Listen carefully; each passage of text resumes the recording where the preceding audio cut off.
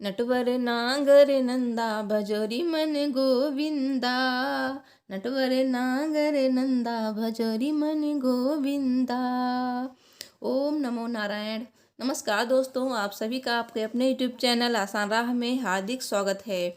दोस्तों, मार्गशीर्ष मास में भगवान कृष्ण की पूजा का विधान है और भगवान कृष्ण का महात्म्य सुनना चाहिए। इससे हमें बहुत ही पुण्य फल की प्राप्ति होती है। तो आज हम आपको सुनाएंगे भगवान श्री कृष्ण और एक मंदिर के पुजारी की सच्ची घटना। देखिए कैसे भगवान कृष्ण ने झूठ बोलने पर भी अपने पुजारी को बचाया, अपने भक्त को बचाया और उनके प्राणों की रक्षा की। तो आइए सुनते हैं। तो कथा सुनने से पहले हमेशा की तरह कमेंट बॉक्स में जय श्री कृष्ण जी अवश्य लिखिए। कन्हैया जी आपकी सभी मनोकामनाएं पूर्ण करेंगे। दोस्तों, भक्त और भगवान की सच्ची घटना है और भक्त की सच्ची कहानी है, सच्चे भक्त की कहानी है, जिसमें किस तरह से भगवान ने भक्त की जान बचाई और अपने भक्ति की लाज रखी। एक बार एक राजा ने भगवान श्री कृष्ण का मंदिर बनवाया और उसमें पूजा पाठ करने के लिए एक पुजारी को लगा दिया। पुजारी जी बड़े प्रेम भाव से भगवान की सेवा करने लगे। भगवान की पूजा पाठ और सेवा करते हुए पुजारी की उम्र बीत गई। राजा रोज वहां दर्शन के लिए आता था, लेकिन इससे पहले वो अपने सेवक के साथ एक फूलों की माला भेजता था, जिसे वो पुजारी भगवान को पहनाता और जब राजा दर्शन के लिए आते तो आशीर्वाद स्वरूप भगवान के गले से उतार कर राजा को पहना देता। तो रोज का यही नियम था। एक दिन राजा किसी कारणवश मंदिर नहीं जा सके। राजा ने सेवक के हाथ माला भिजवाई और पुजारी जी को संदेशा भिजवाया कि राजा मंदिर नहीं आ पाएंगे। सेवक माला लेकर और संदेशा कहकर चला गया। पुजारी जी ने भगवान को माला पहना दी। थोड़ी देर बाद पुजारी जी का मन में विचार आया कि मुझे भगवान की सेवा करते हुए आज उम्र बीत गई है, लेकिन मैंने आज तक ये माला नहीं पहनी। सांसों का क्या भरोसा, कब लूट जाएं। तब भगवान ने आज मुझ पर कृपा करी है, तो क्यों ना ये माला आज मैं ही पहन लूं। ऐसा सोचकर पुजारी ने वो माला भगवान के गले से उतारी और खुद पहन ली। लेकिन ये क्या, बाहर से सेवक ने आवाज़ दी कि राजा की सवारी मंदिर पहुंचने वाली है। अचानक सेवक की आवाज़ सुनकर और राजा के ऐसे अचानक आ जाने से पुजारी जी घबरा गए कि कहीं राजा ने मुझे माला पहने देख ली तो क्रोधित होंगे और मुझे दंड देंगे।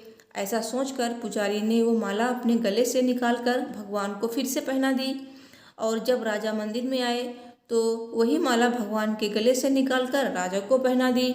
लेकिन जैसे ही राजा ने माला पहनी तो उसमें राजा को एक सफ़ेद बाल दिखाई दिया, जिससे राजा को सारा माजरा समझ आ गया कि ये माला पुजारी ने पहले खुद पहनी है और जब मैं आया तो मुझे पहना दी। पुजारी जी ने छल किया है, ये सोचकर राजा को गुस्सा आया। राजा ने पुजारी से कहा कि ये सफ़ेद बाल किसका है। चूंकि पुजारी जी बूढ़े हो गए थे और उनके बाल भी सफ़ेद थे, तो पुजारी ने सोचा कि अगर मैंने मेरा नाम लिया तो राजा मुझे अवश्य दंड देंगे। अतः पुजारी ने कहा कि ये तो भगवान का बाल है। इस पर राजा को बहुत गुस्सा आया कि पुजारी झूठ पर झूठ बोल रहा है।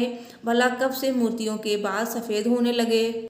इस पर राजा ने पुजारी से कहा कि कल मैं श्रृंगार के समय आऊँगा और देखूंगा कि भगवान के बाल काले हैं या सफ़ेद। अगर भगवान के बाल काले निकले तो पुजारी तुझे इस पाप के लिए मृत्युदंड दिया जाएगा। राजा हुक्म सुनाकर चले गए। राजा के जाते ही पुजारी जी भगवान के सामने रोने लगे और विनती करने लगे कि प्रभु, मैं जानता हूँ कि मैंने आपके सामने झूठ बोलने का अपराध किया है। अपने गले से डाली हुई माला मैंने पुनः आपको पहना दी। आपकी सेवा करते करते बूढ़ा हो गया हूँ, लेकिन छोटी सी लालसा थी कि आपको चढ़ी हुई माला पहनूं। इसी लोभ लालसा में ये अपराध हो गया मुझसे। मेरे प्रभु, पहली बार ये लोभ हुआ है और विपत्ति आ पड़ी। हे मेरे नाथ, कृपया आप ही मुझे बचाइए, नहीं तो कल राजा मुझे फांसी पर चढ़ा देगा। पुजारी सारी रात रोते रोते मंदिर में ही सो गया। सुबह हुई तो राजा आया और भगवान का श्रृंगार स्वयं करने के लिए बोला, तो पुजारी डर के मारे एक कोने में खड़ा था। राजा ने जैसे ही ठाकुर जी का मुकुट हटाया तो आश्चर्यचकित रह गया, क्योंकि ठाकुर जी के सभी बाल सफ़ेद थे। राजा को लगा कि पुजारी जी जान बचाने के लिए बालों को सफ़ेद कलर से रंग दिया होगा। अतः राजा ने बालों की जांच करने के लिए ठाकुर जी का एक बाल पकड़कर जोर से खींचा और वहाँ से रक्त की धार बहने लगी। ये सब देखकर राजा घबरा गए और ठाकुर जी भगवान के पैर पकड़ लिए और क्षमा याचना करने लगे। तभी मूर्ति से आवाज़ आई, राजा तुमने आज तक मुझे मूर्ति ही समझा, इसलिए मैं आज ही तुम्हारे लिए मूर्ति ही हूँ। और पुजारी साक्षात मुझे भगवान समझता है। उसकी श्रद्धा की लाज रखने के लिए और तुझे समझाने के लिए मुझे अपने बाल सफ़ेद करने पड़े और रक्त की धार बहानी पड़ी। राजा ने भगवान और पुजारी दोनों से माफ़ी मांगी और अपने राजमहल लौट गया।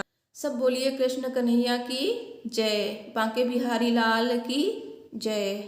अगर मान लिया तो भगवान है और ना मानो तो पाषाण है, पत्थर हैं। अगर मन में सच्ची श्रद्धा है तो ही भगवान पत्थर में सप्राण होकर भी भक्त से मिलने आ सकते हैं। दोस्तों, मुझे उम्मीद है मेरी वीडियो आपको पसंद आई होगी, तो प्लीज़ वीडियो को लाइक ज़रूर करें, शेयर करें और मेरे चैनल को अगर अभी तक आपने सब्सक्राइब नहीं किया है तो ज़रूर सब्सक्राइब करें ऐसी ही कहानियाँ सुनने के लिए। दोस्तों, अगहन मास में भगवान श्री कृष्ण का महात्म्य सुनना चाहिए, जिससे हमें बहुत ज़्यादा पुण्य मिलता है। तो दोस्तों, मिलती हूँ नेक्स्ट वीडियो में। Thanks for watching. हर हर महादेव, जय माता दी, जय श्री राधे कृष्ण जी।